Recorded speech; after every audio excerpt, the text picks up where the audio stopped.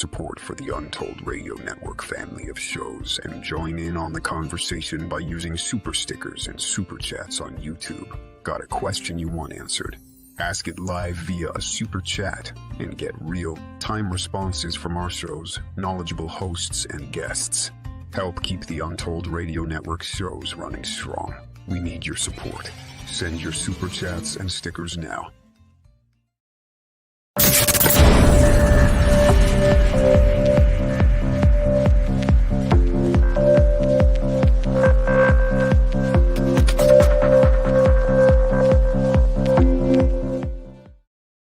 Houston on 2, got a question about Starliner. Houston's with you, Butch. Go ahead. There's a strange noise coming through the speaker, and I didn't know if you could connect into the Starliner and let me keep mic and let you hear it. I don't know what's making it, but I don't know if it's something that maybe is connected between here and there, making that happen. But anyway, can you do that? We can configure that, Butch. Give us a minute, and I'll call you back when it's ready. Okay. Station Houston on 2, we're configured for audio via hardline and CST, if you want to give us a call. Okay, I'm in Starliner, and how do you read? 5x5, how many? Okay, I'm gonna keep the mic up next to the speaker. Copy. Hear that? At negative, Butch, we did not hear anything. That. All right, Butch, that one came through. It was kind of like a pulsing noise, almost like a sonar ping. Yeah, I'll do it one more time, and I'll let y'all scratch your heads and see if you can figure out what's going on. Here we go.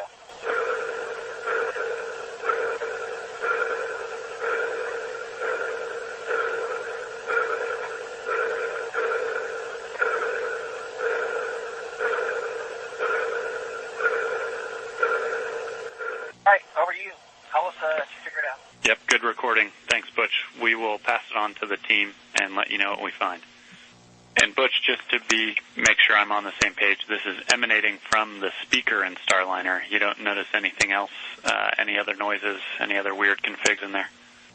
Very nice, nothing else. Everything else is normal. Okay, thank you. Just from the speaker. Hey, you know what? They've got a good recording any time now. It's going to hit the Billboard charts. Welcome to Untold Radio. My name's Jay Katz. And I'm Esposito. And You're down south Anomalies. That's right. It's episode 98. We're getting closer to 100. Mm-hmm. And we're in the bunker surrounded by sheer chaos as we pull apart our archives after 23 years and find it as the ever continuously expanding quagmire of ephemera. It is frightening. This episode is called Gremlins. It is. The 250-mile high club and weird sounds in space, Aspasia. Next week, hopefully, fingers crossed, Don Schmidt. And he will tell us just what's been happening in the world of American ufology, Roswell research, which he's been doing a lot of great archaeology in that area and crash site. And Roy Thinnis, whether we're ever going to be able to interview the man behind the face that was David Vincent on the Invaders. Yeah. We're on Gadigal land. We're in Sydney, Australia, and we want to show our respect to the Eora Nation and its elders past, present, and emerging. Exactly. I am ready to frigging collapse. You must be as well. No, I'm From good to sun go. up to sundown, we have not stopped. Do you believe how much 16 millimeter, 35 millimeter, 9.5 Super 8 and Standard 8 we have collected? I know, it's I crazy. forgot that it had grown so embarrassingly to the point of hoarders buried alive. Not quite buried, but we're trying to dig our way out now, aren't we? I want to send our love out to one of our moderators, Catherine Four Feather Falls. I doubt we're going to end up because we'll be moving when this, it's a pre-recorded early in the morning. Yeah. When it goes to air in about 4 hours, we're going to be continuously moving more stuff. Yeah. So I doubt we'll be in the chat.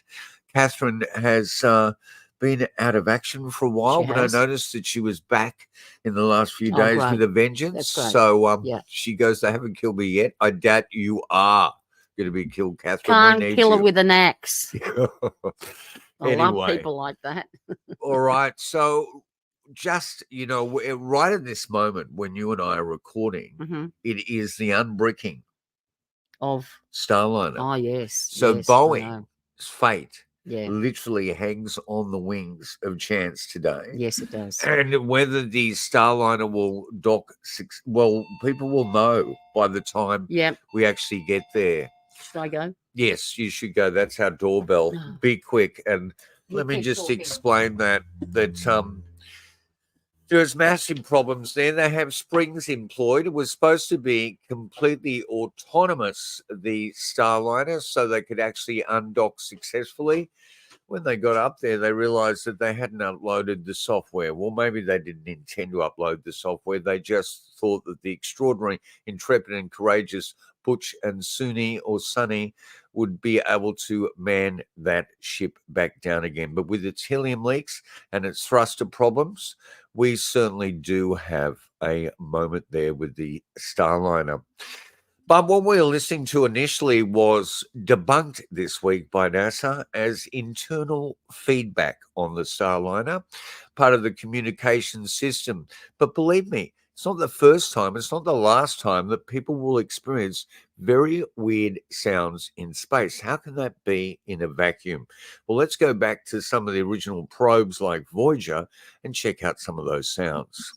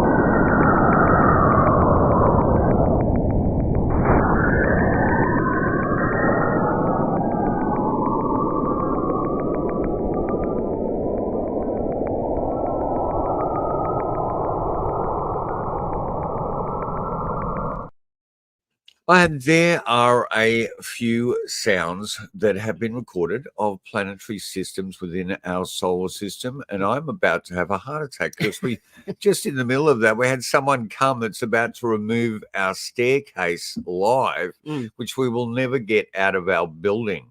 Anyway, look, it's a complicated story. But we won't go into it. We won't go into it. Oh, gee whiz. So, at the end of the day, Starliner, that sound was innocuous, banal, and supposed to be internal feedback in the system. It's not the first and the last anomalous sound. No. And when you talk about anomalous sounds out there in the universe, you have to take into consideration the early experiments with SETI, the WOW signal, and all those sorts of things. But that aside, let's get into the notion of Gremlins on the Wing, as we see them. Yeah. So Gremlins, fascinating. I actually stumbled onto this case from 1990, Air Mexico incident. It's on the site Beyond Creepy. We'll have that in our notes below to go to that link. And that really reminded me very much of an early TV series that was just so profound.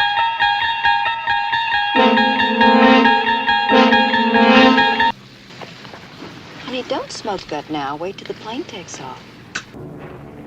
Fasten your seatbelt, sir.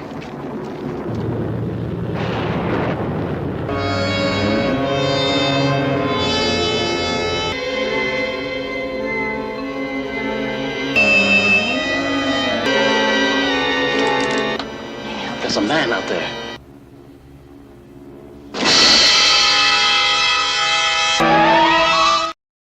Nightmare at 20. That was no man.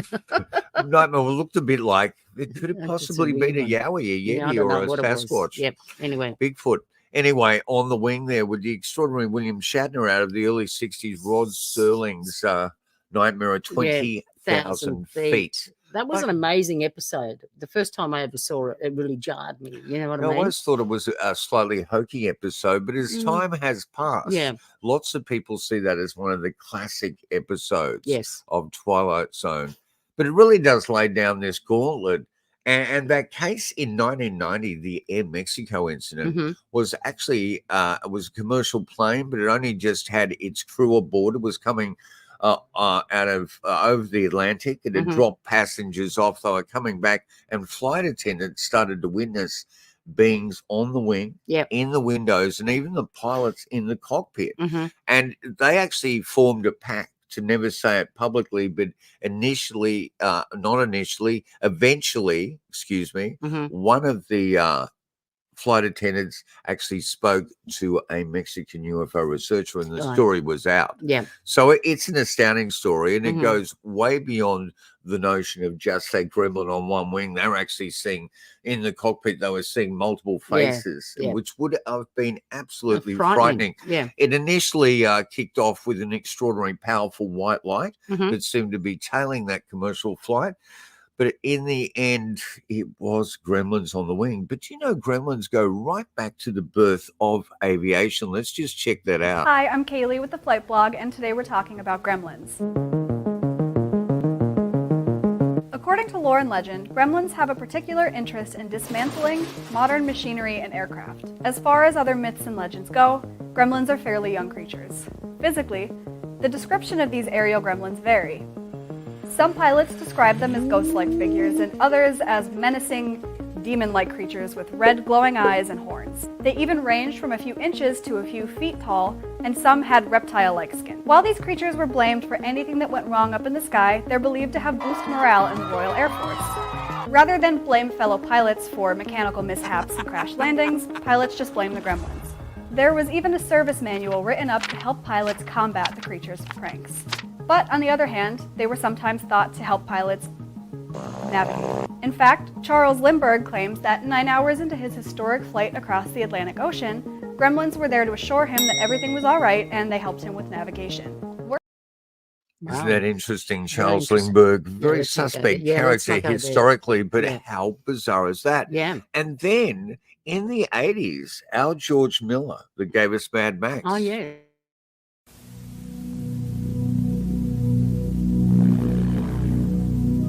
John Landis, American Werewolf in London.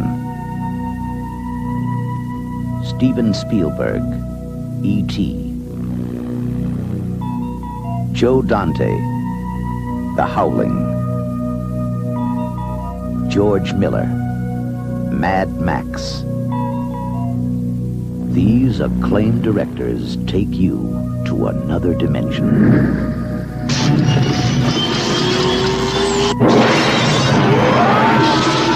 A journey into a wondrous land whose only boundaries are your imagination. Next stop, the Twilight Zone. Very tragic film, that is, for many reasons, but let's not go there. But, you know, Gremlins on the Wing, maybe this is where...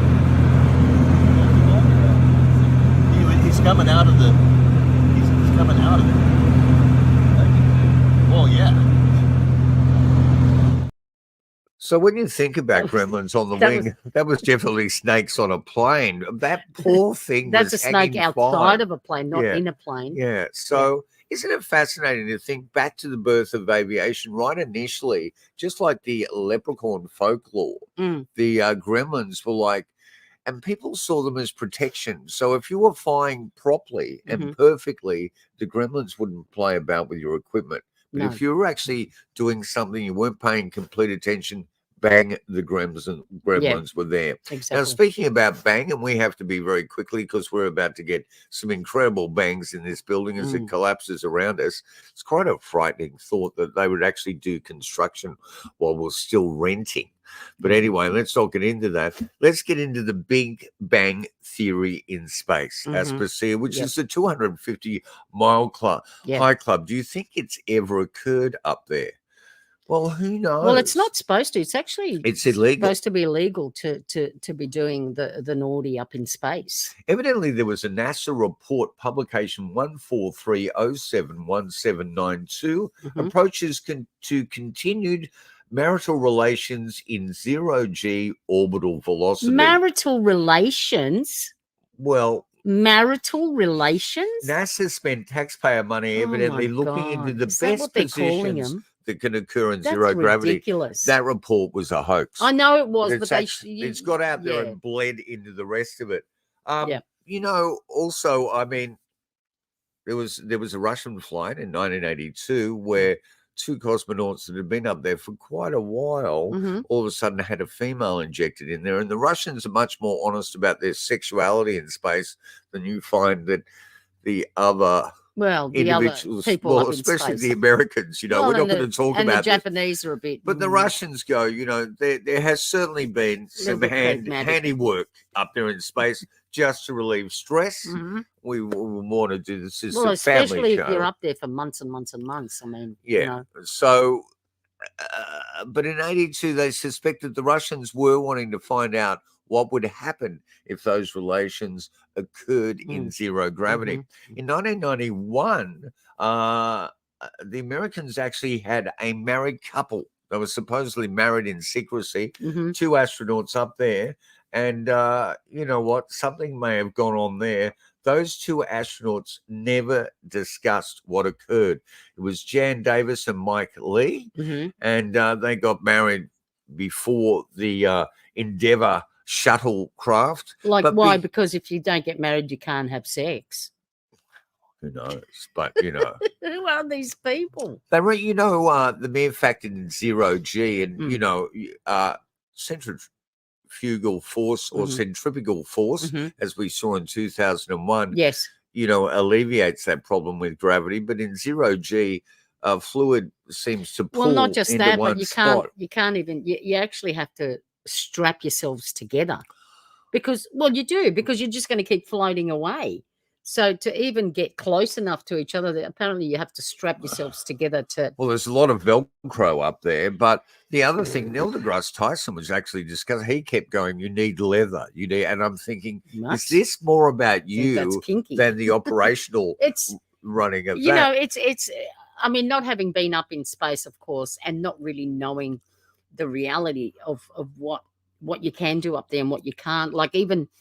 eating bread, you can't take bread up there because if you eat bread, the crumbs just go everywhere. It's a nightmare. And someone actually took a ham sandwich up there at some stage, and that's where they went right. No first bread. and very last time. It'll be a disaster, and anything that crumbles. So because it all just floats away. But, you know, they do. So even just eating, just the simple act of eating is really, really difficult. Let alone getting worked up, let alone, sweating, you know, getting together juices for and you all know, that having pooling, you know, bacteria pooling. Oh, it's just insane. So there's a lot but of it needs issues. to be considered. If we're going to colonize the moon, we're going to colonize Mars. Then at some stage, we're going to have to, people are going to have to be doing it about up in space. Radiation being incredibly dangerous on a fetus. Well, you know, it's like, how is all that going to work? I don't know. It's just maybe there's an explanation. Every time.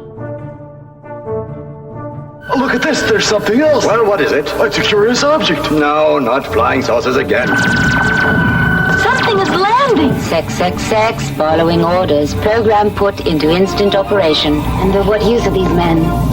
They make the goodies. And why are we after him? To rub his funny bone. Our task is to get a supply that will last us 10,000 years. There you go, 10,000 years. That's 2,069. A sex odyssey. Okay.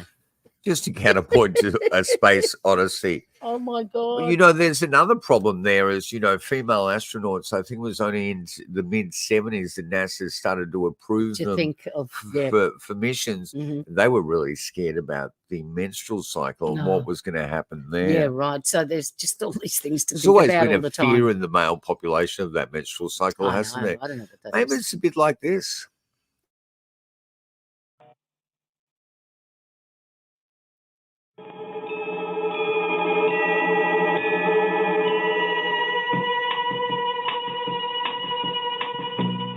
Meet the most beautiful creature of the future. Her name is Barbarella, and she makes science fiction something else. Jane Fonda is Barbarella. Barbarella is a...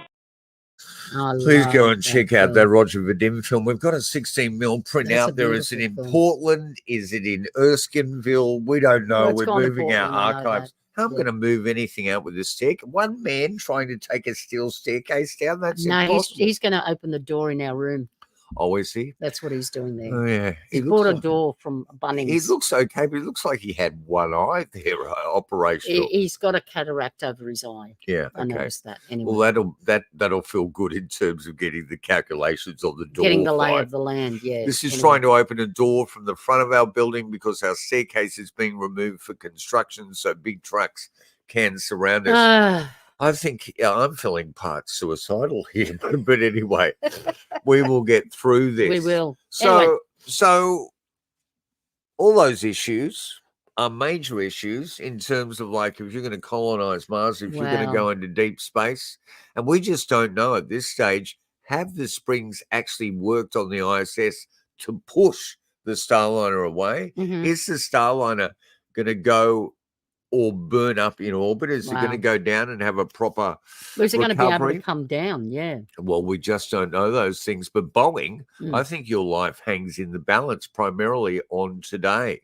Have they sent other Starliners up or that same? Is it That's the same? only Starliner that's got up there. They've had 6. So this. Yeah, what? they need to do 6 more evidently, but don't ask me No. questions. But I mean, it's like if they'd sent other ones up and they were okay, then this one's SpaceX- just a bit of a it's a SpaceX glitch. with the Crew Dragon's going to Right. get them down in Right. February. But the other thing is, by February, Those poor Butch people. and Suni will have received the equivalent of like 670 to 700 X-rays in terms of the radiation in their body.